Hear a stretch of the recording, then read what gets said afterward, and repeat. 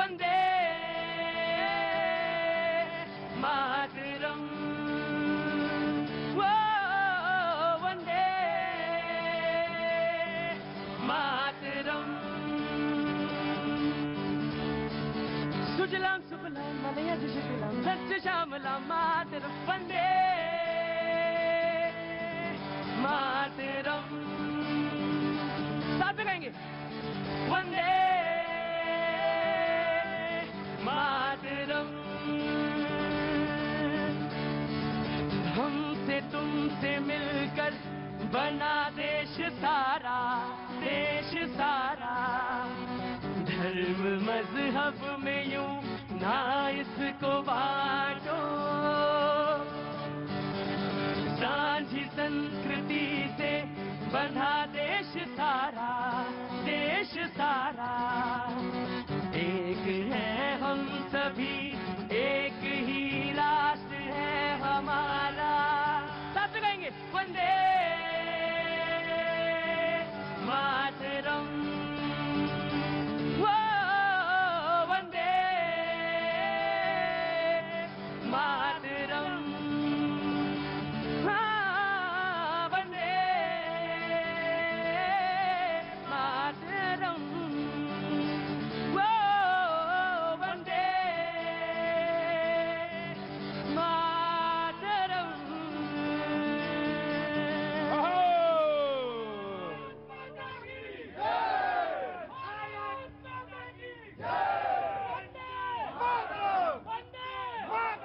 बहुत बहुत शुक्रिया, थैंक यू सो मच। आज सैटरडे दिन सबसे ज्यादा तादाद आज ही होती है, लोगों की भीड़ बहुत होती है। बहुत बहुत शुक्रिया, थैंक यू सो मच। जो लोग आए हैं सबका बहुत बहुत स्वागत करता हूं मैं। हाँ, थोड़ी सी तबीयत नासाज है मेरी, वो जाहिर सी बात है, वो मैं जितना छुपाऊं नजर आ जाती है। कोई बात नहीं, मैं दुरुस्त हूं, बिल्कुल दुरुस्त हूं। कल से ज्यादा ठीक हूं मैं। आज बातचीत जरूर करूंगा आपसे। जो लोग आए हैं उन सबका बहुत बहुत स्वागत है। डोनेट फॉर कनव, लगातार इस मुहिम में मैंने आपसे आग्रह किया है, अपील किया है, और मैं चाहूंगा कि इनका जो अमाउंट है वो जल्दी से जल्दी पूरा हो जाए और कनव का इलाज हो सके। काफी पैसा इन्होंने इकट्ठा कर लिया, लगभग 60-70 लाख रुपए रह गया है, और एक लंबी मुहिम इन्होंने चलाई है, और वो मुहिम जो है बड़ी सफल हुई है। बहरहाल जो लोग यहाँ पे मौजूद हैं, मैं उन सब का बहुत स्वागत करता हूँ। बातचीत का सिलसिला, किसी को जाना है, किसी को आना है, कोई आया है। मैम से पहले आज शुरू करूंगा। सबसे पहले मैं आज आपसे बात करूंगा। मेरी निगाह मेरे आप सबसे पहले आते ही आपके ऊपर पड़ी थी। मैंने सोचा था कि मैं आज आपसे बात जरूर करूंगा। कहाँ से आना हुआ आपका? हम नोएडा से आए। नोएडा से आए हैं, तो बहुत अच्छा, मैं स्वागत करता हूँ। कुछ कहना चाहती हैं प्रोग्राम में? जी, तो आगे आइए। उतनी दूर से कैसे मैं बात करूंगा आपसे? टीवी में देखते हैं, आज फेस टू फेस हो गया। अच्छा, फेस टू फेस हो गया। रोज टीवी में मैं देखती हूँ, लेकिन आज फेस टू फेस हो गया। बहुत अच्छा, मुझे भी अच्छा लगता है जब मैं मिलता हूँ, और जो लोग देखते रहे, मौका लगता है तो मुझे भी लगता है कि कौन टीवी पे जो देख रहा है, प्रोग्राम देख रहा है, उसकी भी प्रतिक्रिया मुझ तक आनी चाहिए, मुझ तक पहुंचे तो अच्छा लगे कि वो क्या सोचता है। कि ये, मैं तो सच बताऊं आपसे, मैं देश, प्रकृति, नेचर, गांव, नदी, मोहल्ले सब पर बात करना चाहता हूं। उनको बचाने के लिए क्या मुहिम चल रही है इस पर बात करना चाहता हूं। आपके दुख, दर्द, कष्ट, इन पर बात करना चाहता हूं।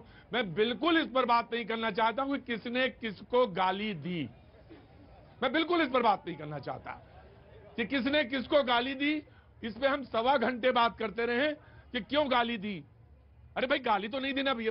बेटा, गाली देना अच्छी बात है? नहीं। अरे जोर से बोला करो, मैं गुस्सा आती है बहुत जोर से। हैं? नहीं। नहीं, गाली देना अच्छी बात है। नहीं।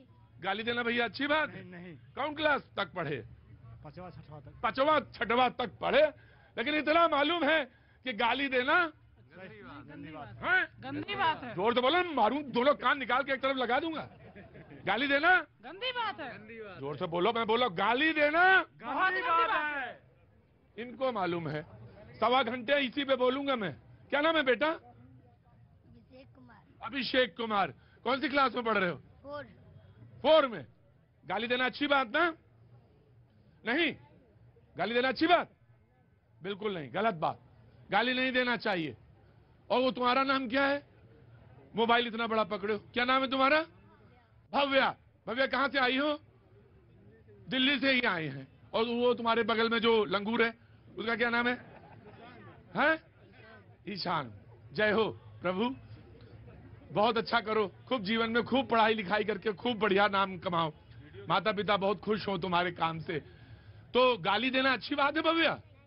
जोर से बोलो भव्या। नहीं, गाली देना गंदी बात है। और भाई कैसे हो? बढ़िया है? खेल खिलाड़ी चल रहा है सब बढ़िया? खेल वेल चल रहा है? खेलते रहना, मैं आऊंगा, लेकिन 1.25 घंटे में इसी पे बोलूंगा कि गाली किसने किसको दी। लेकिन मैं बात करना चाहता था नदी नाले पहाड़ इन पर, कि कैसे बचाएं इन्हें, कैसे बचा के रखें। तो जब भव्या देखें, जब भव्या मेरी उम्र में पहुंचे तो उन्होंने कहा कि हाँ, वो एक आदमी पागल सा था, खड़ा रहता था कैनॉट प्लेस में, चिल्लाता था, उसके बाल हवा में उड़ते थे, लेकिन वो चिंता करता था कि किसी तरह से उसको बचाया जाए। मैं तब तक तो नहीं रहूंगा दुनिया में। हाँ हाँ जी, आपको रहना है सर, दम है आप में दम है, रहना है। रहना बताएं कैसे, कौन आदमी रहता है दुनिया में? जा मैं आगे, नाराज ना होइए। आपकी बातें रहेंगी, आप रहोगे हमेशा। प्रेम करते हैं मुझसे, बहुत प्रेम करते हैं ये लोग। इन चाहे तबीयत खराब हो, मेरी दवा खा के आऊं, लेकिन आता जरूर, क्योंकि इसलिए आता हूं, ये बहुत प्रेम करते हैं ये लोग, सच में, बड़ी ईमानदारी से। तो मैं 1.25 घंटे ये क्यों बोलूं साहब? 1.25 घंटे में इस पे गाली पे बात करूं? ये कोई बात हुई? प्रोग्राम इसलिए कर रहा हूं मैं कि 1.25 घंटे किसी ने किसको, वो टीवी वाले करें। ये टीवी का प्रोग्राम नहीं है, ये टीवी वाला प्रोग्राम नहीं है, कि जिसमें 1.25 घंटे हम सिर्फ गाली पे बात कर रहे हैं कि किसने किसको गाली दी और क्यों दी गाली। अरे गाली देना बुरी बात है, और जो गाली दे, जी नमस्कार, नमस्कार, गाजियाबाद से आई हूँ। गाजियाबाद से आए हैं, बच्चे को लेके आई हैं। तो बच्चे क्या करना चाहते हो तुम आगे बढ़ के? Army man. आर्मी में जाना चाहते हो? बिल्कुल जाओ आर्मी में, और यहां जो बातें हो उनको बिल्कुल ना सुनना, ठीक है? बताओ, एक कह रहा है कि प्रधानमंत्री जहरीले सांप, शर्म आनी चाहिए। और उन्होंने ईंट का जवाब पत्थर से तुरंत आ गया, 24 घंटे नहीं बीते, उन्होंने कह दिया विष कन्या। इसी 1.25 घंटे माथा पच्ची हो रही टेलीविजन की। क्या कोई बात हुई? अरे बात करनी चाहिए तो कोई बढ़िया बात होती, कर्नाटक से आती बढ़िया मजेदार लच्छेदार बात तो मैं करता। भाजी नमस्ते, कहां से आना हुआ? हम तो उत्तराखंड के, लेकिन दिल्ली में रहते हैं। उत्तराखंड? अरे उत्तराखंड के बहुत सारे लोग दिल्ली में रहते हैं। सबसे ज्यादा मैं आया, सबसे ज्यादा अगर लोग कहीं के लोग दिल्ली में रहते हैं, सबसे ज्यादा तो उत्तराखंड के लोग रहते हैं। वैसे तो सारे लोग दिल्ली के बाहर ही के हैं। ये कह रहे हो गाली देना जो है गलत बात है, गाली देना गलत बात नहीं है, पाप है, पाप। देखो, ये देवभूमि से हैं, खड़े रहो अहमदाबाद वाले। अब पहचान लिया तुम्हें? अब नहीं, नंबर नहीं आएगा जब तक मैं शो करता रहूंगा, कम से कम 1 साल 2 साल नंबर नहीं आएगा। पहचान लिया तुम्हें हमने, रोज आने लगे, तुम्हारी आदत पड़ गई, आदत छुड़ानी है भैया जी कहीं की। ये नशा है, बिल्कुल बिल्कुल रोज नहीं आने की जरूरत। मैंने आपसे कई बार कहा कि बाबू रोज मत आओ, ये क्या आने की जरूरत है? यहाँ रोज क्यों आते हैं आप? जनता की आवाज पहुंचती नहीं है सरकार तक, तभी तो आते हैं। हाँ जी बोलिए सर। बातें हैं सर, जब बिल्कुल गई है मेरी श्रीमती, मैं अल्मोड़ा से आया हूँ आज ही। हाँ। और मेरी मिसेस ने बोला है कि आपका प्रोग्राम जरूर देखकर, नहीं तो पिटाई खाओगे घर में आके। और सर दूसरी बात, मैं तो पहली बार आपको रूबरू होकर देख रहा हूँ, और जितना आप टीवी पे खूबसूरत नजर आते उससे बहुत ज्यादा खूबसूरत मुझे नजर आ रहे हैं। बच्चे बड़े बड़े हैं मेरे अब। Thank you so much sir, अगली बार आइएगा। पहले मैम का नाम बताइए। मैडम का नाम है? मैडम का नाम मेरा दीप्ति शाह है। दीप्ति जी, मैं सीधे बात करूंगा आपसे, क्यों बीच में डालूंगा आपको? दीप्ति जी बहुत बहुत शुभकामनाएं आपको, और अगली बार जब खुद आइएगा और नहीं आइए तो बाल मिठाई लेके भेजिएगा। पाव भर बाल मिठाई खा सकता हूं अभी भी मीठे का शौकीन हूं, तो जरूर बाल मिठाई जरूर भेजिएगा। अल्मोड़ा से तो मेरा एक अलग लगाव है। अल्मोड़ा में जब भी मैंने शो किया, और वो पहाड़ उत्तरांचल का वो एक अलग लगाव है उत्तराखंड से, मैं जरूर आऊंगा। Thank you so much. जो मेहमान हमारे साथ मौजूद हैं, जो गाली के पक्ष में और गाली के विपक्ष के लिए आए देखो क्या वक्त आ गया गुरुजी, हैं जी? 5वां पास हो। मैं तो सोच रहा आज तुमको बैठा, आओ अंदर आओ यार, कहाँ बाहर खड़ा, अंदर आओ, आओ अंदर आओ। बेकार में, आज तुम हमारे गेस्ट हो। और क्या, कपड़े देख के थोड़ी ना तय करते हैं हम, बुद्धमानी बुद्धमत्ता देख के तय करते हैं, और ना कोई सर्टिफिकेट किसी से मांगते हैं। जो लोग सर्टिफिकेट मांग रहे हैं वो अपना अपना सर्टिफिकेट दिखाएं कि कितने कितने लोग कहां कहां ईमानदार हैं। मुझे तुम्हारी ईमानदारी पे कहीं कोई शक नहीं है। 5वां पास हो ना बस, और ना भी होते तो भी कोई दिक्कत नहीं है। मजदूर हो ना, क्या मजदूरी करते हो? वही दिहाड़ी का ना। बैठो गार्ड साहब, चाय लेके आओ फटाफट। और सुनो गार्ड साहब, इधर आओ, चाय लेके आना। तुम बहुत कैरी कटा जाते हो, चांदनी चौक वाला करते हो मामला कि ले आना, और आई नहीं कभी चाय। बैठो बीच में, बैठो सामने, गेस्ट हो मेरे। क्या नाम है? जगनारायण यादव। जगनारायण यादव। रहने वाले कहाँ के? बिहार के। तो आज हमारे, हाँ कोई नहीं, बैठ जाइए, नाटक ना करिए ना। पत्रकारिता में आने से पहले मैं ड्रामे का ही आदमी था, ड्रामा किए मैंने बहुत साल, बहुत लंबे समय तक ड्रामा किया। तो पता चला कि वहां तो सब ड्रामे वाले असली लोग होते हैं, तो नकली वालों के बीच में चलो। और जब यहां आया तो सफल हो गया मैं, क्योंकि सारे नकली वाले लोगों के बीच में ही करना था, असली चीज करने लगा। तो जो आज हमारे मेहमान मौजूद हैं, मैं उनसे तारुफ कराऊंगा। सबसे पहले हमारे साथ जगनारायण यादव जी मौजूद है, जो कि बिहार के रहने वाले हैं। सब ताली बजा के स्वागत करिए। जिंदगी में इतनी बड़ी ताली कभी मिली? नहीं है? नहीं मिली। बजाओ फिर तो ताली, खड़े होकर सारे लोग बजाओ ताली, जो मेहमान है सारे लोग ताली बजाओ।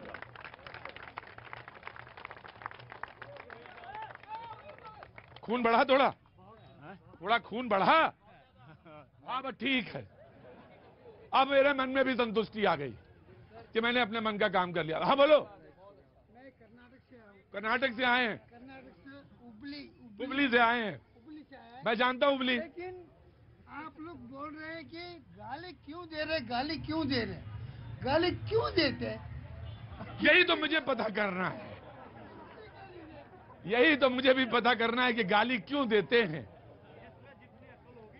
हाँ हाँ, तो जवाब आया एक। हाँ आदरणीय प्रतीक जी, जी नमस्कार। जिसमें जितनी अकल होगी वो उतनी बात करेगा।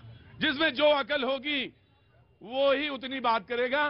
कि गाली, किसी ने कहा गाली क्यों देते हैं, तो किसी ने कहा उसकी संस्कृति का पता लगता है, उसकी संस्कृति का पता चलता है, बड़ा संस्कार है यहाँ। तो प्रधानमंत्री मोदी ने कहा कि कांग्रेस ने मुझे 91 बार गाली दी, 91 बार गाली दी। Now the debate will start.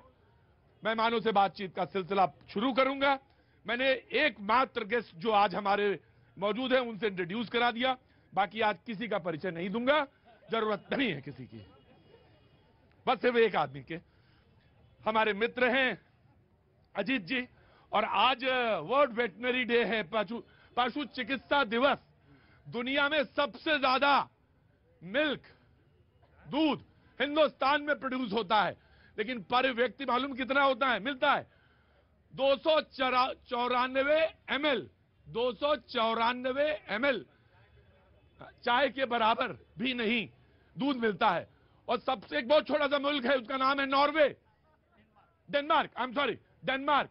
वहां पे प्रति व्यक्ति 7 लीटर दूध पैदा होता है, प्रति व्यक्ति 7 लीटर। लड़ाई नहीं चल रही वहां, नॉर्वे में नहीं चल रही, यूक्रेन में। अरे दोनों नाम एक ही जैसे तो हर तरह लड़ाई थोड़ी ना बोलेगी।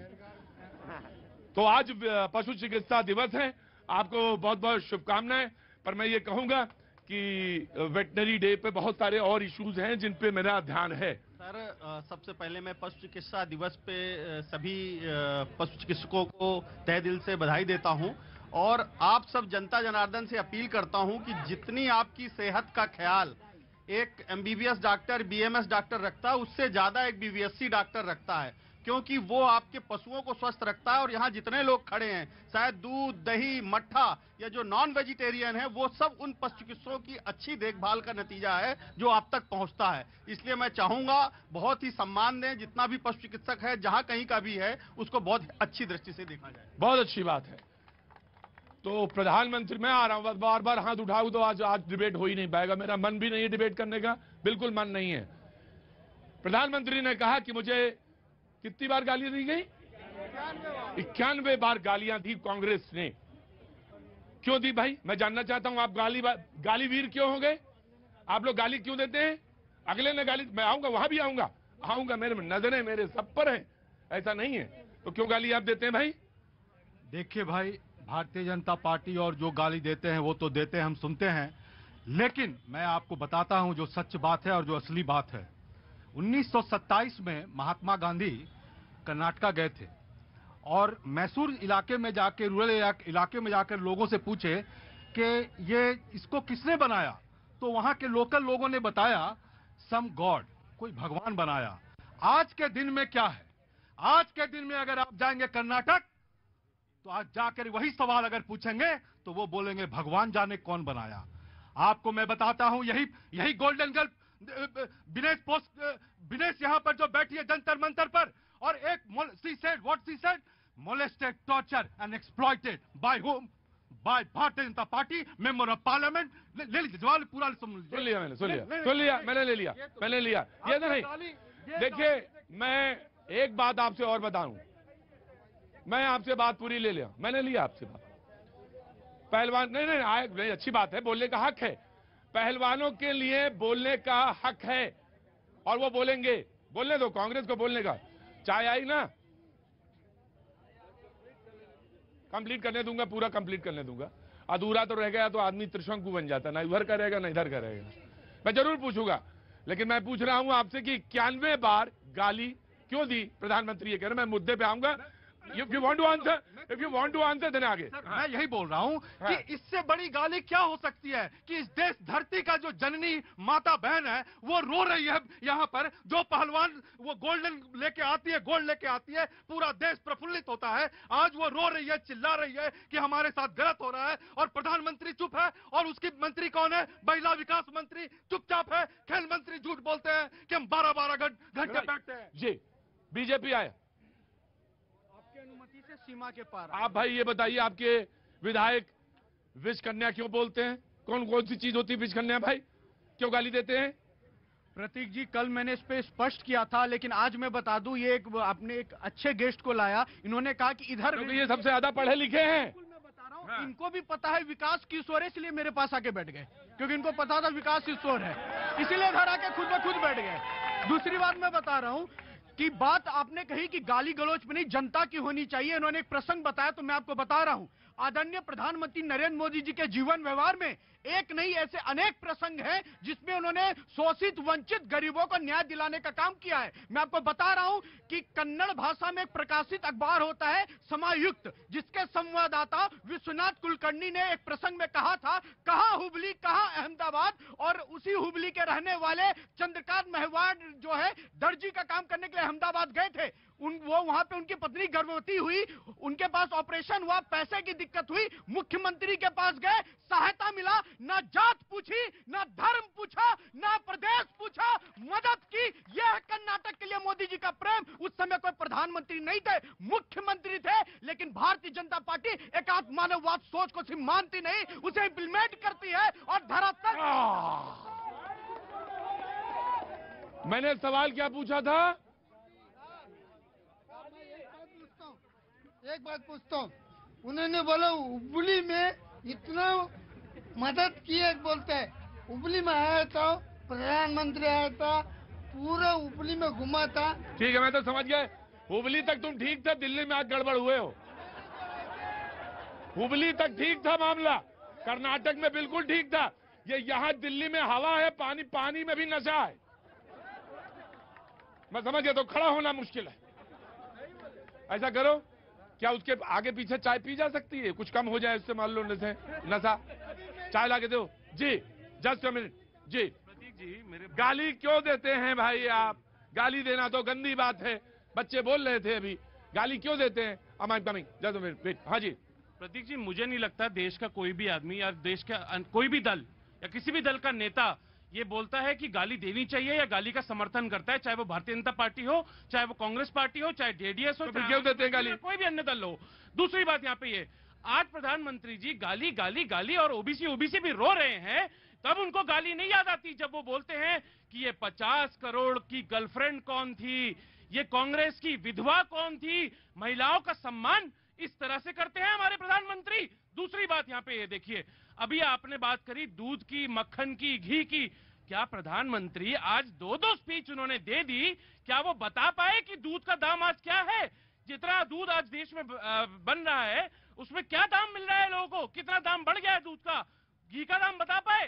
तीसरी बात यहाँ पे ये देखिए, सुन लीजिए मेरी बात, जो कर्नाटका का चुनाव है उसमें सबसे बड़ा मुद्दा इस टाइम कमीशन खोरी का है और करप्शन का है। करप्शन इस तरह से कि आपने देखा किस तरह से एक बीजेपी विधायक के बेटे के घर में किस करोड़ों रुपया का कैश निकला, इस तरह का कमीशन, 40% जो कमीशन सरकार खा रही है हर चीज में। कांग्रेस कहती है कि ये जो बीजेपी की सरकार, मौजूदा सरकार वहां कर्नाटक में है, वो 40% वाली है, यानी वो 40% कमीशन के बगैर कुछ। एमपी से रुको, अभी चुनाव अक्टूबर में है, आऊंगा। जी जी नमस्ते, कहाँ से आना हुआ? मैं सर नासिक से हूँ। नासिक से हैं जी, बोलिए। सर जो गाली देते हैं उनका संस्कार दिखाता है, और इतने पढ़े लिखे लोग और अच्छे अच्छे पोस्ट पे भी जो बैठे हैं वो भी गाली तो देते हैं, वो भी तो गाली देते हैं।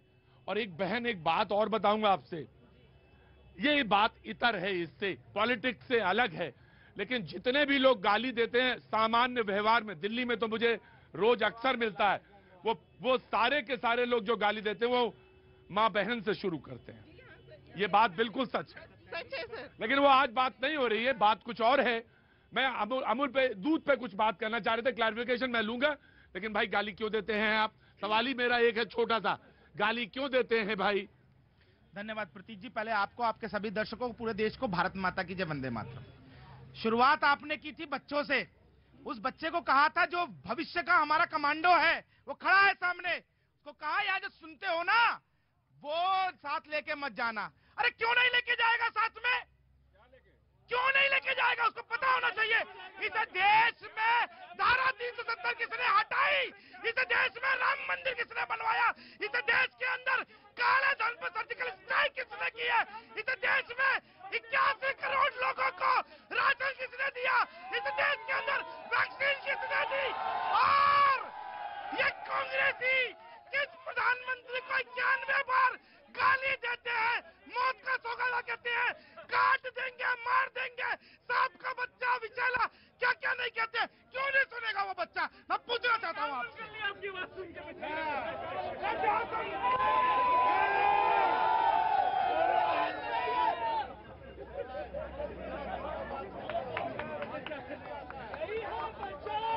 मजा आ रहा है? सर अब यहाँ पक्ष विपक्ष है तो हाँ हाँ पक्ष विपक्ष है ना, बैठे रहो, आज गेस्ट हो तुम, आज बैठे रहो, मजा लेंगे। हाँ जी आया, just give me a second जी। इन्होंने कहा भाजपा ने कि आप नहीं जानते कि प्रधानमंत्री जी कर्नाटक से कितना प्यार करते हैं। तो जहां चुनाव होता है, चुनाव जहां होता है, प्रधानमंत्री उसी राज्य से प्यार क्यों करते हैं, बाकी राज्य से प्यार नहीं करते? जी मुझे इनकी बातों पे हंसी आ रही है। सर प्यार हर समय रहता है, लेकिन जब आपके घर में शादी होगी तो ही आपको गिफ्ट देने आएंगे कि पूरे मोहल्ले में गिफ्ट बांटते जाएंगे? जी एक मिनट, नमस्ते, कहाँ से आना हुआ? वो तो मैं समझ ही गया था, जो हंसी बता रही थी कि बिहार से हैं आप। तो बिहार में कहाँ से? पटना से। तो कुछ बोलना है? गाली देना ठीक बात है? गलत बात है, बहुत गलत बात है। लेकिन गाली पे हम 1.5 घंटा भी बात करेंगे, पूरा 1.5 घंटा गाली। और बात इतनी है कि गाली देना, जोर से बोलो भाई, गाली देना, गाली देना बुरी बात। और इसमें हम 1.5 घंटा बात करेंगे, गाली देना बुरी बात है। कहाँ से आना हुआ? दिल्ली से। जी नमस्ते, मैं आया, अभी वक्त एक छोटे से ब्रेक लेने का है, ले लूं या अभी बात करता रहूं? जी जी एक मिनट जी जी। प्रतीक जी गाली दी जाती है मुद्दा पलटने के लिए, इसलिए गाली दी जाती है। गजब, ये बिल्कुल समझती हैं ये बात। उन्होंने कहा बिल्कुल सही। यहाँ ये क्या काम करती हैं आप? आइए, क्या काम करती हैं? मैं टीचर हूँ गुड़गांव में। टीचर हैं, गाली क्यों दी जाती है? गाली दी जाती है मुद्दा पलटने के लिए और मुद्दा भटकाने के लिए। कैमरा पूरा ठीक रखना, टाइट से, बिल्कुल टाइट कैमरा रखो, बिल्कुल बढ़िया बढ़िया रील बननी चाहिए, दांत पूरे आने चाहिए, 50,000 व्यूअर एक ही साथ बढ़ जाने चाहिए। मुद्दा कोई हो भाड़ में जाए, व्यूअर बढ़ना चाहिए, व्यूअर बढ़े, खूब व्यूअर बढ़े, वायरल हो, खूब वायरल हो, बस यही ध्यान रखो। कैमरा टाइट रखो। वक्त एक छोटे से ब्रेक का, ब्रेक के बाद वंदे मातरम, वंदे मातरम।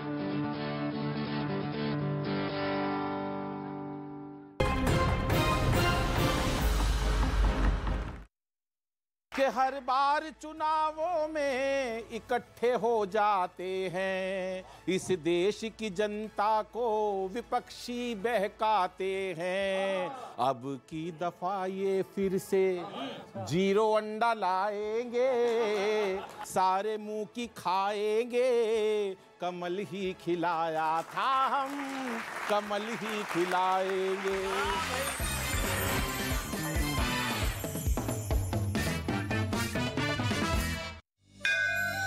देवभूमि पर सजेगा एक ऐसा मंच जहां उत्तराखंड के मुख्यमंत्री और कई बड़े चेहरों के बीच आप भी रखेंगे अपनी बात, उठा सकेंगे अपने मुद्दे, पूछेंगे सीधे इनसे अपने सवाल।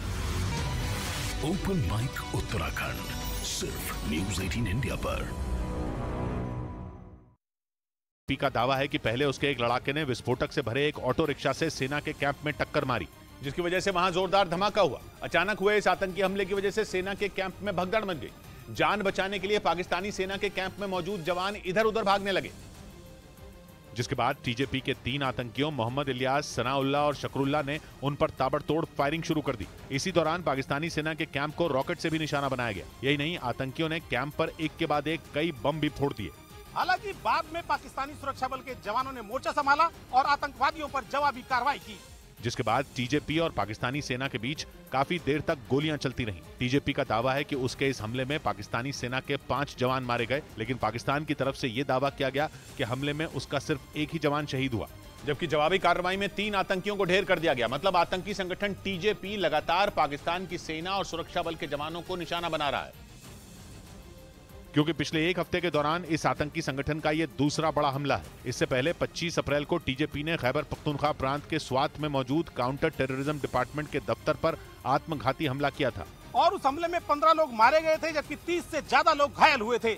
लेकिन पाकिस्तान के होश तब उड़ गए जब एक रोज पहले इस आतंकी संगठन ने दावा किया कि उसके जासूस पाकिस्तानी सेना में मौजूद हैं, जो सेना और सुरक्षा बल से जुड़ी हर छोटी बड़ी जानकारी उस तक पहुंचा रहे हैं, और उन्हीं जानकारियों का इस्तेमाल कर वो पाकिस्तानी सेना को निशाना बना रहा है। मतलब पाकिस्तान के सामने इस वक्त दोहरी चुनौती है, क्योंकि पिछले 6 महीने से आतंकी संगठन टीटीपी यानी तहरीक-ए-तालिबान पाकिस्तान ने शहबाज शरीफ सरकार की नाक में दम कर रखा है, और अब उसी की तरह टीजेपी के आतंकी पाकिस्तानी फौज पर कहर बनकर टूट रहे हैं। टीटीपी और टीजेपी दोनों का मकसद भी एक है। ये दोनों आतंकी संगठन पाकिस्तान में शरिया कानून लागू करवाना चाहते हैं, जिसके लिए ये पाकिस्तान सरकार को उखाड़ फेंकने में जुटे हैं।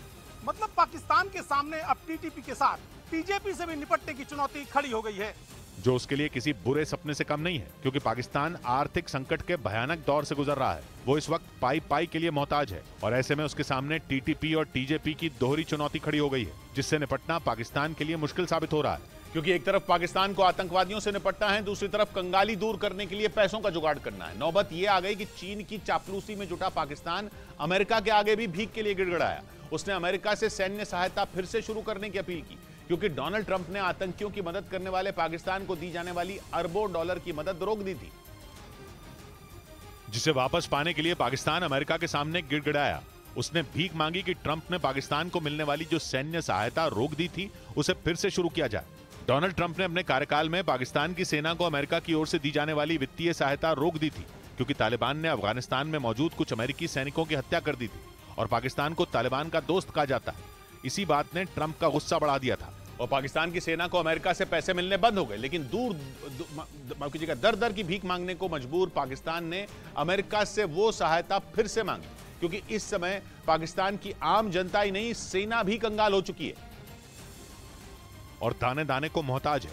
पाकिस्तान के सेना प्रमुख को तो इस कंगाली ने इतना मजबूर कर दिया कि वो कटोरा लेकर सीधा चीन पहुंच गए, जिस पर अमेरिका भड़क गया। क्योंकि यूक्रेन जंग के बाद बदले हालात में अमेरिका और चीन के रिश्ते इतने खराब कर दिया, वो एक दूसरे को फूटी आंख नहीं सुहाते। और इसी तनातनी के बीच आसिम मुनीर चीन चले गए, जिससे अमेरिका तमतमा गया और अमेरिका और पाकिस्तान के रिश्ते सुधरने की बची कुछ गुंजाइश भी खत्म हो गई। क्योंकि अमेरिका चीन के दोस्तों को अपना दुश्मन मानता है और पाकिस्तान तो चीन का गुलाम बन चुका, क्योंकि चीन ने उसे इतना कर्ज दिया कि पाकिस्तान कुछ बोलने के लायक ही नहीं बचा। पाकिस्तान में चीन का CPEC यानी चाइना पाकिस्तान इकोनॉमिक कॉरिडोर भी चल रहा है, जिसके तहत दक्षिण पश्चिमी पाकिस्तान से चीन के उत्तर पश्चिमी हिस्से तक कॉरिडोर बन रहा है और चीन के शिंजियांग से पाकिस्तान के ग्वादर तक रेल लाइन और सड़कों का जाल बिछाया जा रहा है। यानी चीन ने इस प्रोजेक्ट के जरिए पाकिस्तान को अपने पंजे में फंसा रखा है, क्योंकि उसने उसे इतना कर्ज दिया कि पाकिस्तान की चीन के आगे जबान तक नहीं चलती। नौबत यह आ चुकी है कि चीन ने आतंकियों की धमकी के बाद पाकिस्तान के सेना प्रमुख और प्रधानमंत्री को डांट लगा दी, क्योंकि पाकिस्तान में आतंकियों ने एक वीडियो जारी कर CPEC यानी चाइना पाकिस्तान इकोनॉमिक कॉरिडोर बंद करने की धमकी दी थी और पाकिस्तान में चीन के नागरिकों को निशाना बनाने की चेतावनी दी थी, जिस पर चीन भड़क गया। यानी पैसों की तंगी से जूझ रहे पाकिस्तान से चीन और अमेरिका दोनों नाराज हो गए, क्योंकि पाकिस्तान ने डबल गेम खेलने की कोशिश की। और एक तरफ आसिम मुनीर चीन गए तो दूसरी तरफ वॉशिंगटन में एक सेमिनार में पाकिस्तान के प्रतिनिधि मसूद खान ने अमेरिका से पाकिस्तान की सेना के लिए मदद मांगी और बयान दिया कि बाइडेन सरकार को पाकिस्तान को दी जाने वाली उस सैन्य सहायता को फिर शुरू करना चाहिए जिसे बाइडेन ने रोक दिया था। यानी डांट खाने, लताड़ झेलने और अपनी नाक कटवाने के बावजूद पाकिस्तान इस चक्कर में है कि उसे चीन और अमेरिका दोनों से पैसे मिलते रहे, जबकि चीन और अमेरिका ऐसा नहीं करना चाहते, जिसकी वजह से पाकिस्तान ना घर का रहा ना घाट का, क्योंकि वो चाहता है कि अमेरिका और चीन आपसी दुश्मनी को एक तरफ रखकर पाकिस्तान की मदद करें। लेकिन मौजूदा हालात ऐसा होने नहीं देंगे, क्योंकि ट्रंप ने आतंकियों की वजह से पाकिस्तान को पैसे देने बंद किए और बाइडेन चीन की गोदी में बैठने के लिए उसकी मदद नहीं कर रहे। यानी पाकिस्तान इस समय चीन और अमेरिका की दुश्मनी में पिस रहा है, क्योंकि वो दो नाव पर सवार है और अमेरिका और चीन पाकिस्तान को अपना हथियार बनाने के चक्कर में उसकी वजीयत कर रहे हैं। इधर खुफिया एजेंसियों के हवाले से खबर है कि पाकिस्तान जम्मू कश्मीर के श्रीनगर में होने वाली G20 की बैठक के खिलाफ प्रोपेगेंडा फैला रहा है। 22 से 24 मई तक श्रीनगर में G20 के टूरिज्म वर्किंग ग्रुप की बैठक होगी, जिसे लेकर पाकिस्तान की तरफ से गलत खबरें फैलाई जा रही हैं। खुफिया एजेंसियों की खबर के मुताबिक इसके लिए करीब 100 सोशल मीडिया अकाउंट का इस्तेमाल किया जा रहा है, जिनकी मदद से लाहौर, कराची और इस्लामाबाद में बैठकर G20 बैठक के खिलाफ दुष्प्रचार फैलाने वाले ट्वीट किए जा रहे हैं। भारत के जवाबी हमले के डर से POK यानी पाकिस्तान के कब्जे वाले कश्मीर में भगदड़ मच गई, क्योंकि पाकिस्तान को इस बात का डर सता रहा है कि भारत उस पर कभी भी सर्जिकल स्ट्राइक कर सकता है। इसी वजह से LOC से पाकिस्तानी सेना ने अपने कदम पीछे खींचने शुरू कर दिए।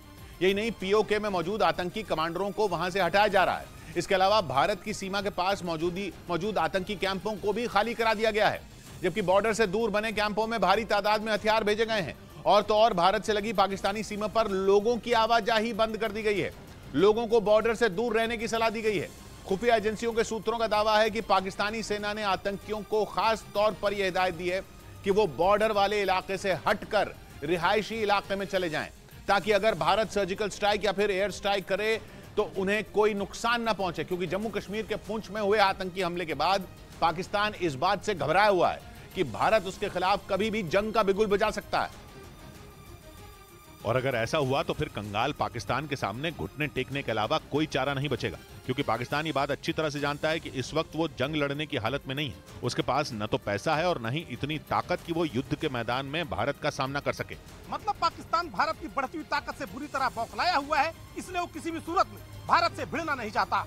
लेकिन पाकिस्तान की परेशानी तब बढ़ गई जब 20 अप्रैल को जम्मू कश्मीर के पुंछ में कुछ आतंकियों ने सेना के एक ट्रक को निशाना बनाया। सेना के ट्रक पर पहले फायरिंग की गई और फिर उस पर ग्रेनेड से अटैक किया गया और उस आतंकी हमले में 5 जवान शहीद हो गए थे। लेकिन इस आतंकी घटना के बाद पाकिस्तान खौफ में आ गया, क्योंकि उसे इस बात का डर सताने लगा कि आतंकी हमले का बदला लेने के लिए भारत उस पर धावा बोल देगा। और खुफिया एजेंसियों के सूत्रों के मुताबिक इसी डर से पाकिस्तान ने LOC से अपने कदम पीछे खींचने शुरू कर दिए। मतलब पाकिस्तानी फौज को भारतीय सेना की जवाबी कार्रवाई का डर सताने लगा है। खुफिया एजेंसियों के सूत्रों का कहना है कि पुंछ हमले के बाद POK यानी पाकिस्तान के कब्जे वाले कश्मीर में मौजूद आतंकी संगठनों के कमांडरों ने अपने आकाओं से उन्हें वहां से हटाने की अपील की। इनमें लश्कर-ए-तैयबा और जैश-ए-मोहम्मद समेत कई दूसरे आतंकी संगठनों के कमांडर शामिल हैं, जिसके बाद पाकिस्तान की सेना ने POK में मौजूद कई आतंकी कमांडरों को वहां से हटा दिया और बॉर्डर के नजदीक आतंकी कैंपों को भी खाली करा दिया गया। खुफिया एजेंसियों का दावा है कि आतंकियों को रिहायशी इलाकों में भेजा गया है। तो ये तस्वीरें आप देख रहे हैं बेंगलुरु से प्रधानमंत्री नरेंद्र मोदी का ये भव्य मेगा रोड शो। कर्नाटक विधानसभा चुनाव को धार देने के लिए प्रधानमंत्री नरेंद्र मोदी फुल एक्शन में हैं और ये 2 दिवसीय दौरा, इससे पहले कई जनसभाओं को संबोधित करते हुए सीधे तौर पर कांग्रेस पार्टी पर हमला बोला गया। लेकिन ये कई किलोमीटर लंबा रोड शो प्रधानमंत्री नरेंद्र मोदी का इस लिहाज से तय किया गया है कि उम्मीदवारों को लेकर जो भी वादे और दावे हैं वो सीधे तौर पर जनता तक पहुंचाए जाए और जनता से सीधे तौर पर खुद पीएम मोदी, जो कि हमेशा से ही ब्रांड एम्बेसडर रहे हैं बीजेपी के चुनाव प्रचार के, और उन्हीं के चेहरे पर एक बार फिर से भारतीय जनता पार्टी चुनावी मैदान में। आतंकियों को दूसरी जगह शिफ्ट करने के साथ साथ आतंकी कैंपों को खाली करा दिया गया है। जो आतंकी कैंप बॉर्डर से दूर हैं, वहां हथियारों को जमा किया जा रहा है। इनमें पीओके में मौजूद कोटली आतंकी कैंप, मुजफ्फराबाद का खालिद वालिद कैंप और मनसेरा का खालिद हबीबुल्ला आतंकी कैंप शामिल है। इन कैंपों में हथियार बढ़ाने के अलावा आतंकियों को ट्रेनिंग देने का काम किया जा रहा है। यही नहीं, खुफिया एजेंसियों के सूत्रों के मुताबिक पाकिस्तानी सेना ने भारत की सीमा से लगे इलाकों में तलाशी अभियान तक शुरू किया है और बाहरी लोगों की खोजबीन की जा रही है ताकि किसी भी सूरत में बॉर्डर के पास से हटाए गए और रिहायशी इलाकों में छिपे आतंकी कमांडरों की लोकेशन भारत के हाथ न लग सके, क्योंकि पाकिस्तान में यह आशंका जताई जा रही है कि भारत आतंकियों को खत्म करने के लिए उन पर मिसाइल से हमला या फिर एयर स्ट्राइक कर सकता है। असल में 18 सितंबर 2016 को आतंकियों ने उरी में सेना के कैंप को निशाना बनाया था, जिसमें 19 सैनिक शहीद हो गए थे। जिसके कुछ रोज बाद ही भारत ने पाकिस्तान के कब्जे वाले कश्मीर में सर्जिकल स्ट्राइक कर कई आतंकी कैंपों को तबाह कर दिया था। लेकिन इसके बाद भी पाकिस्तान नहीं सुधरा। 14 फरवरी 2019 को जम्मू कश्मीर के पुलवामा में पाकिस्तान से आए आतंकियों ने सीआरपीएफ के काफिले पर हमला किया, जिसमें 40 जवान शहीद हो गए थे। और इस आतंकी हमले का बदला लेने के लिए 26 फरवरी 2019 को भारत ने पाकिस्तान पर एयर स्ट्राइक कर दी थी और अब एक बार फिर पुंछ में पाकिस्तान से आए आतंकियों ने सेना के एक ट्रक को टारगेट किया और इस घटना के बाद पूरे पाकिस्तान में दहशत मच गई। यह आशंका जताई जाने लगी कि इस आतंकी हमले का बदला लेने के लिए भारत पाकिस्तान पर सर्जिकल स्ट्राइक या फिर एयर स्ट्राइक कर सकता है। एक रोज पहले ही पाकिस्तान के पूर्व राजनयिक अब्दुल बासित भी एक वीडियो जारी कर भारत के हमले की आशंका जता चुके हैं और अब खुफिया एजेंसियों के सूत्रों का दावा है कि भारतीय फौज की जवाबी कार्रवाई से डरकर पाकिस्तान एलओसी से पीछे हटने पर मजबूर हो गया है। आतंकियों को सेफ हाउस में भेजने के साथ साथ भारत से लगने वाले बॉर्डर को भी पूरी तरह सील कर दिया गया है। और भारत के हमले की आशंका के बीच पाकिस्तान को आतंकियों से भी चुनौती मिल रही है। पाकिस्तान के खैबर पख्तूनख्वा प्रांत के लकी मारवा इलाके में आतंकी संगठन टीजेपी यानी तहरीक-ए-जिहाद पाकिस्तान ने सेना के एक कैंप पर हमला बोल दिया। टीजेपी के इस आतंकी हमले में पाकिस्तानी सेना के 5 जवानों की जान चली गई और कई जवान बुरी तरह घायल हो गए। आतंकी संगठन टीजेपी के इस हमले के बाद पाकिस्तान के सुरक्षा बल के जवानों ने भी मोर्चा संभाला और फिर जवाबी कार्रवाई में इस संगठन के 3 आतंकियों को ढेर कर दिया। टीजेपी के आतंकियों ने पाकिस्तानी सेना के जिस कैंप को निशाना बनाया वो पाकिस्तान के खैबर पख्तूनख्वा प्रांत के लकी मारवा इलाके में मौजूद है। इस आतंकी हमले के कुछ वीडियो भी सामने आए जिनमें रात के वक्त टीजेपी के आतंकियों और पाकिस्तान की सेना के जवानों के बीच ताबड़तोड़ फायरिंग होती दिखाई दी। बाद में टीजेपी ने बाकायदा एक बयान जारी कर पाकिस्तानी सेना के इस कैंप पर हमला करने की जिम्मेदारी ली और यह धमकी भी दी कि आने वाले दिनों में वो इसी तरह सेना और सुरक्षा बल के जवानों को निशाना बनाता रहेगा। आतंकी संगठन टीजेपी ने सेना के जिस कैंप को निशाना बनाया वहां पाकिस्तानी सेना के करीब 600 जवान तैनात रहते हैं और इसी कैंप में पकड़े गए आतंकियों को रखा भी जाता है। यही नहीं, पाकिस्तानी सेना के इस कैंप में एक टॉर्चर रूम भी मौजूद है जहां आतंकियों से पूछताछ के दौरान उन्हें यातनाएं दी जाती हैं, जिसकी वजह से इस कैंप में पाकिस्तानी सेना और खुफिया एजेंसी आईएसआई से जुड़े बड़े अधिकारियों का अक्सर आना जाना लगा रहता है। और दावा किया जा रहा है कि इसी वजह से आतंकवादी संगठन टीजेपी यानी तहरीक-ए-जिहाद पाकिस्तान ने इस कैंप को टारगेट किया ताकि पाकिस्तानी सेना के ज्यादा से ज्यादा सैनिकों को ढेर किया जा सके। टीजेपी का दावा है कि पहले उसके एक लड़ाके ने विस्फोटक से भरे एक ऑटो रिक्शा से सेना के कैंप में टक्कर मारी, जिसकी वजह से वहां जोरदार धमाका हुआ। अचानक हुए इस आतंकी हमले की वजह से सेना के कैंप में भगदड़ मच गई। जान बचाने के लिए पाकिस्तानी सेना के कैंप में मौजूद जवान इधर उधर भागने लगे, जिसके बाद टीजेपी के 3 आतंकियों मोहम्मद इलियास, सनाउल्लाह और शकरुल्लाह ने उन पर ताबड़तोड़ फायरिंग शुरू कर दी। इसी दौरान पाकिस्तानी सेना के कैंप को रॉकेट से भी निशाना बनाया गया। यही नहीं, आतंकियों ने कैंप पर एक के बाद एक कई बम भी फोड़ दिए। हालांकि बाद में पाकिस्तानी सुरक्षा बल के जवानों ने मोर्चा संभाला और आतंकवादियों पर जवाबी कार्रवाई की, जिसके बाद टीजेपी और पाकिस्तानी सेना के बीच काफी देर तक गोलियां चलती रहीं। टीजेपी का दावा है कि उसके इस हमले में पाकिस्तानी सेना के 5 जवान मारे गए, लेकिन पाकिस्तान की तरफ से यह दावा किया गया कि हमले में उसका सिर्फ एक ही जवान शहीद हुआ, जबकि जवाबी कार्रवाई में 3 आतंकियों को ढेर कर दिया गया। मतलब आतंकी संगठन टीजेपी लगातार पाकिस्तान की सेना और सुरक्षा बल के जवानों को निशाना बना रहा है। क्योंकि पिछले एक हफ्ते के दौरान इस आतंकी संगठन का ये दूसरा बड़ा हमला है। इससे पहले 25 अप्रैल को टीजेपी ने खैबर पख्तूनख्वा प्रांत के स्वात में मौजूद काउंटर टेररिज्म डिपार्टमेंट के दफ्तर पर आत्मघाती हमला किया था और उस हमले में 15 लोग मारे गए थे, जबकि 30 से ज्यादा लोग घायल हुए थे। लेकिन पाकिस्तान के होश तब उड़ गए जब एक रोज पहले इस आतंकी संगठन ने दावा किया कि उसके जासूस पाकिस्तानी सेना में मौजूद हैं, जो सेना और सुरक्षा बल से जुड़ी हर छोटी बड़ी जानकारी उस तक पहुंचा रहे हैं और उन्हीं जानकारियों का इस्तेमाल कर वो पाकिस्तानी सेना को निशाना बना रहा है। मतलब पाकिस्तान के सामने इस वक्त दोहरी चुनौती है, क्योंकि पिछले 6 महीने से आतंकी संगठन टीटीपी यानी तहरीक-ए-तालिबान पाकिस्तान ने शहबाज शरीफ सरकार की नाक में दम कर रखा है और अब उसी की तरह टीजेपी के आतंकी पाकिस्तानी फौज पर कहर बनकर टूट रहे हैं। टीटीपी और टीजेपी दोनों का मकसद भी एक है। ये दोनों आतंकी संगठन पाकिस्तान में शरिया कानून लागू करवाना चाहते हैं, जिसके लिए ये पाकिस्तान सरकार को उखाड़ फेंकने में जुटे हैं।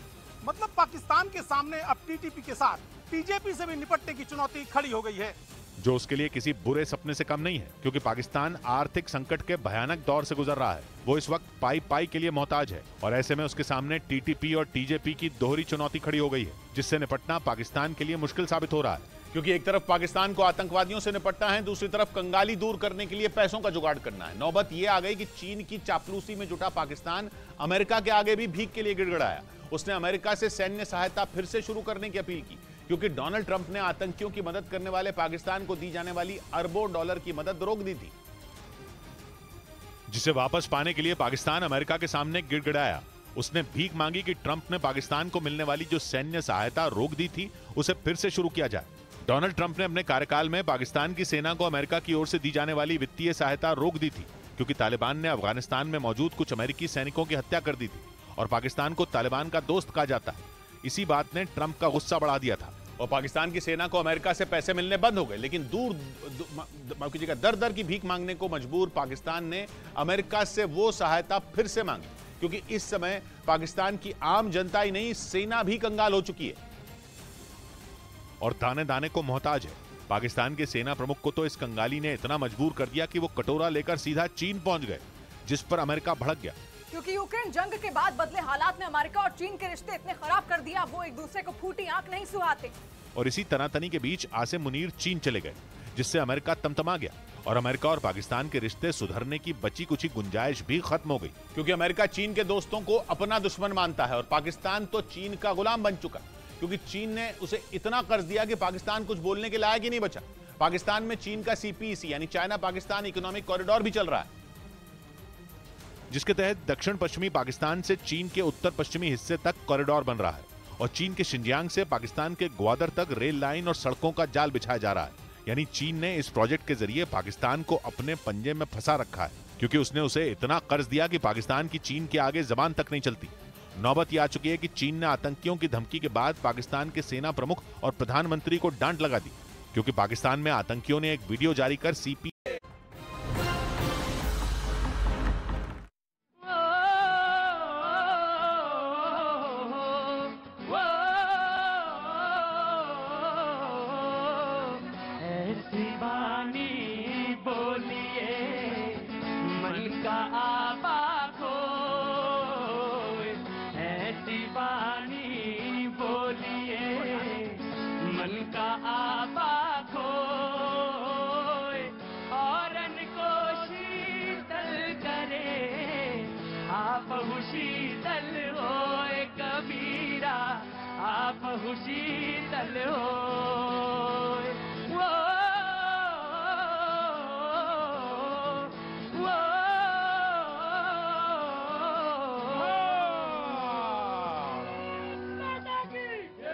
बहुत बहुत शुक्रिया, थैंक यू सो मच भैया जी। कहीं में आज आपका एक बार फिर से देश को जवाब दो में स्वागत है। बातचीत का सिलसिला एक बार फिर से मैं शुरू करूंगा आपके बीच में। वो जो तमाम सारे लोग दूर से आए हैं उन सबका स्वागत, और जो हमारे आज खास मेहमान हैं यादव जी, क्या नाम बताया था आपने? जगनारायण यादव जी। तो जगनारायण यादव जी का भी बहुत बहुत स्वागत है। डेली मजदूर हैं, आज हमारे खुसूसी मेहमान हैं। खुसूसी मेहमान मतलब ये हुआ कि हमारे आज आप खास मेहमान हैं। इसलिए मेहमान है क्योंकि बाकी सबका किसी को परिचय नहीं कराया, सिर्फ आपका परिचय कराया। डेली मजदूर है ये, इनकी सदारत में प्रोग्राम आज चल रहा है। आपकी अध्यक्षता में आज का ये प्रोग्राम चल रहा है। कक्षा 5 पास है ये और इन्हीं की अध्यक्षता में ये प्रोग्राम चल रहा है।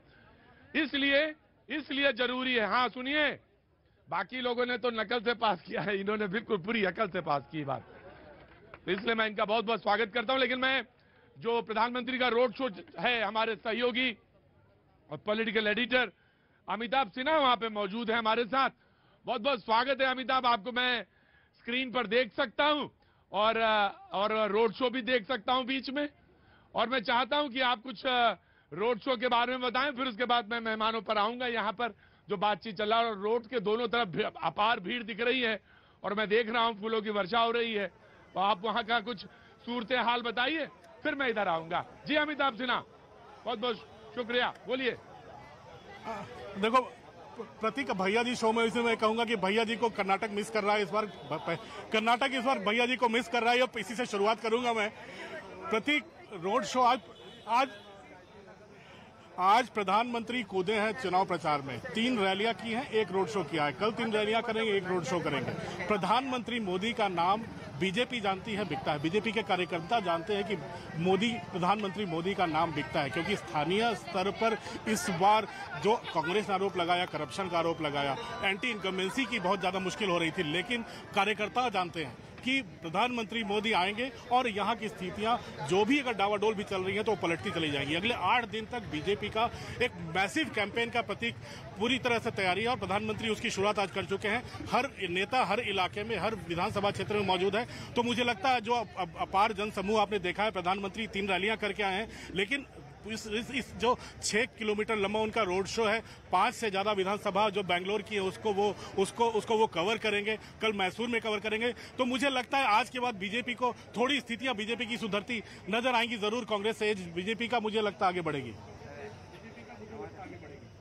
I love you Amitabh and I love Bangalore and Karnataka. बहुत बहुत मिस कर रहा हूं मैं भी, सच यकीनन मैं बहुत मिस कर रहा हूं कर्नाटक को। मैं पिछले 5 साल पहले कर्नाटक में घूम रहा था, लेकिन इस बार नहीं जा पाया, कारण है, लेकिन कोशिश करूंगा कि आखिर के कुछ दिनों में अगर कर्नाटक पहुंच जाऊं तो बहुत बहुत शुक्रिया। लेकिन मैं यहाँ पे देश को जवाब दो में मौजूद हूं, पूरी ताकत और पूरी शिद्दत और पूरी मोहब्बत और जो भी कहें आप उसके साथ मौजूद हैं। 1-2 लोगों से बातचीत का सिलसिला शुरू करता हूं। पहले कांग्रेस का एक रिएक्शन ले लेता हूं, क्योंकि वो कहने लगते हैं नाराज हो जाते हैं ये लोग। ये ना सोचना कि ये लोग नाराज नहीं होते, गुन अंदर करते रहते हैं अंदर। हाँ, वो अमीर कानून पढ़ते बहुत जोर नाराज हो जाते हैं, फिर मनाना पड़ता है, और मनाता बताऊं कैसे, कहते भाई चाय पिल।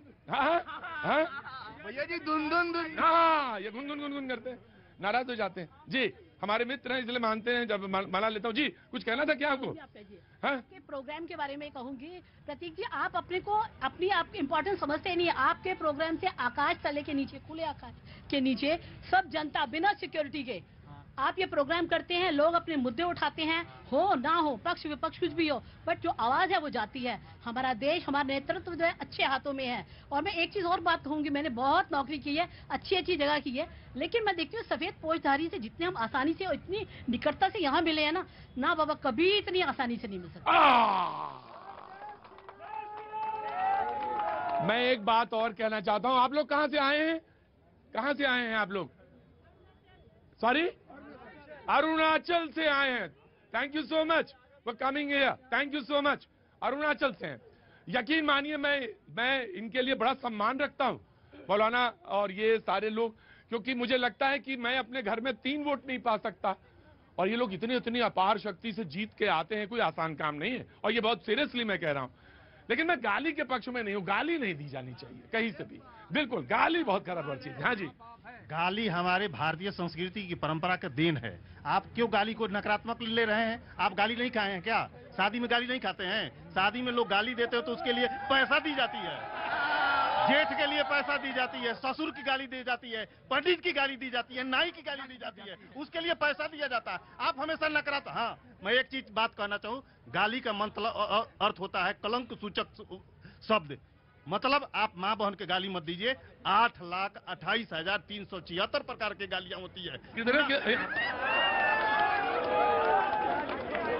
कर लो भैया जी, बोल लो मौलाना, करो। और भैया जी, भैया कितनी तरह की गालियां होती हैं?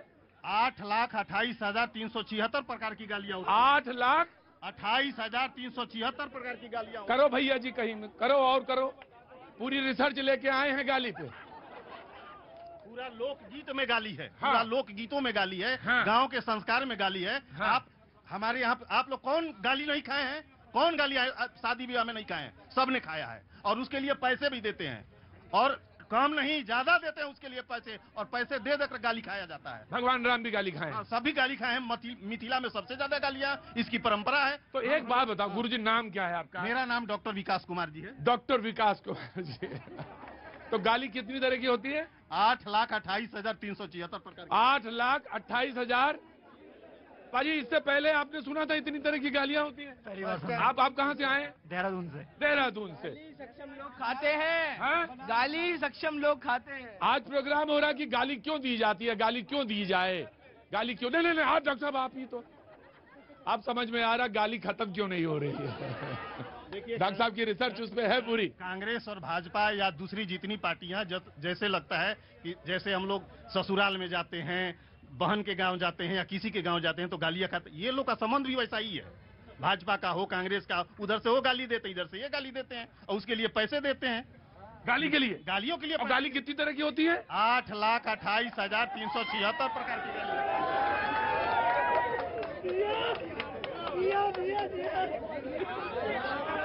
कहाँ से हैं आप? मैं डॉक्टर वाचस्पतिनाथ बिहार से हूँ। बिहार से? क्या आज कोई बनारस का भी है यहाँ पे? आपके यहाँ तो गाली का पूरा वो पूरा वो है।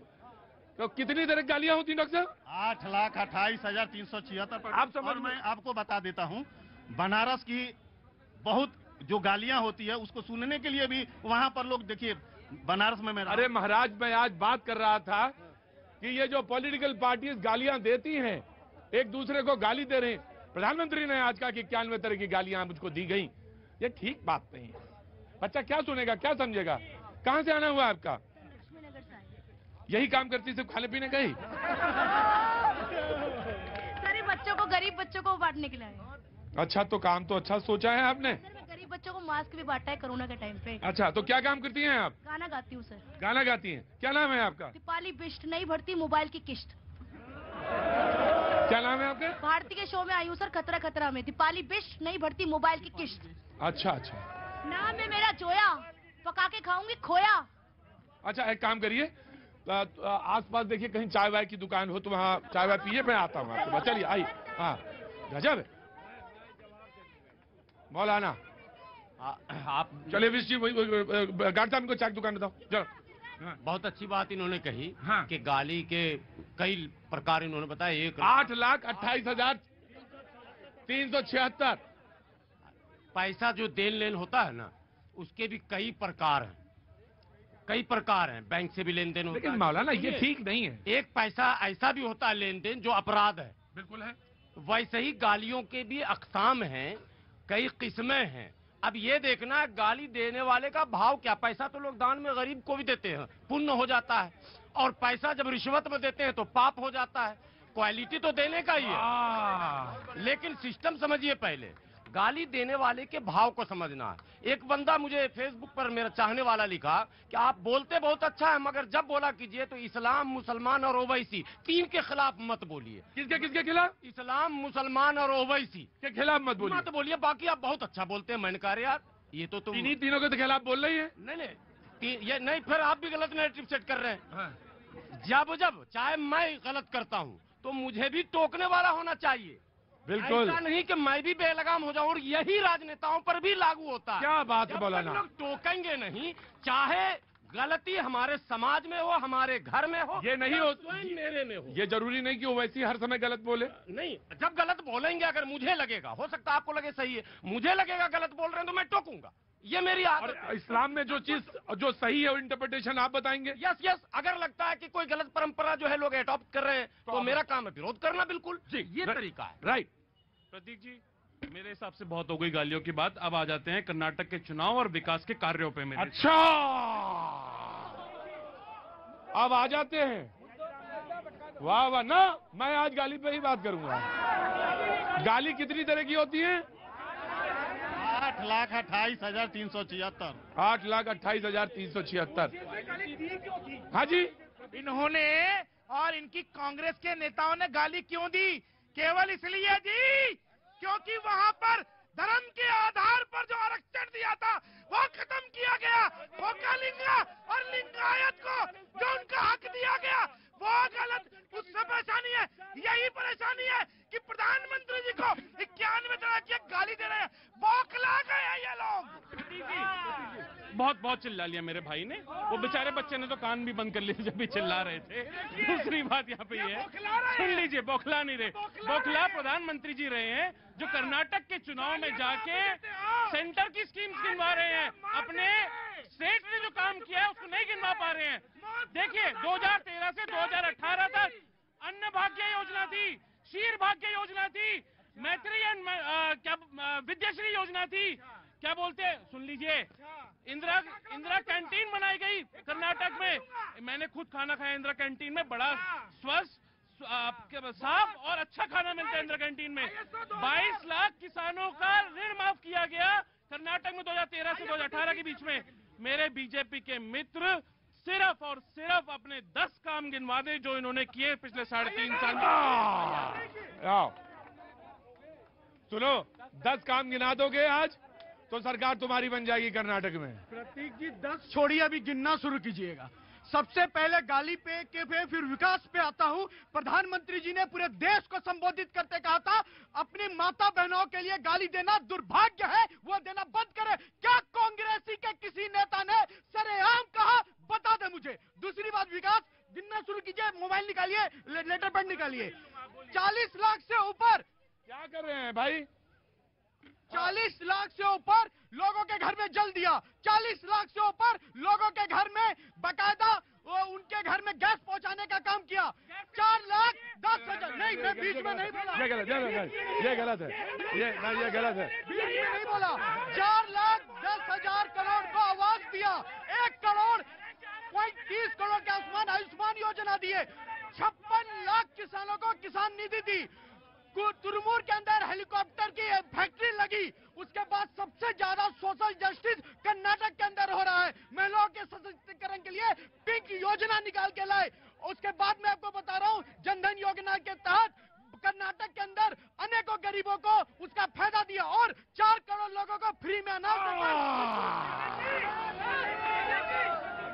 भैया जी राम राम।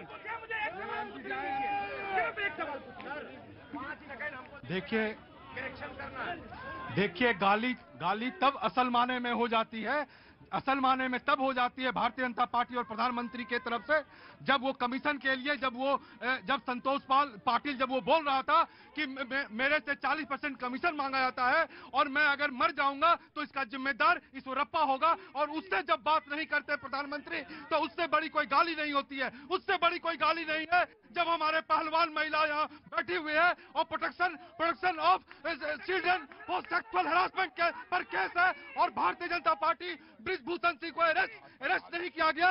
और किन बात के लिए अरेस्ट नहीं किया गया?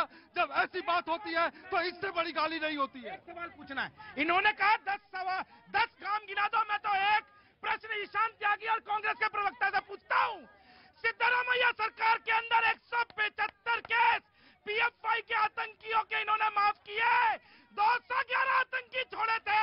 अरे मुझे ये बता दो, ये आतंकियों से प्रेम क्या कहलाता है? इतने दंगे कैसे करवाए? पूछिए इनसे। गलत बोल रहे, ऐसा कोई काम नहीं किया गया। सूर्य महफिल नेशनल टेलीविजन पे झूठ बोल रहे हैं। चढ़िए मत मेरे ऊपर बंदर की तरह मत चढ़िए। दूर खड़े होइए, चलिए, दूर खड़े होइए, चलिए।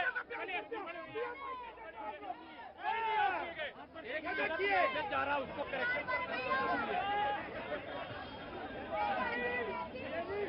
बहस चल रही है आज तो ठीक चल रही है। दूध पे कुछ बोलना चाह रहे थे, क्लैरिफिकेशन देना चाह रहे थे। मैं दे दूंगा जी। 5 सेकंड। सूर्य मैथिल जी, हाथ जोड़कर विनती है, कोई भी गलत खबर ये जो 10 एक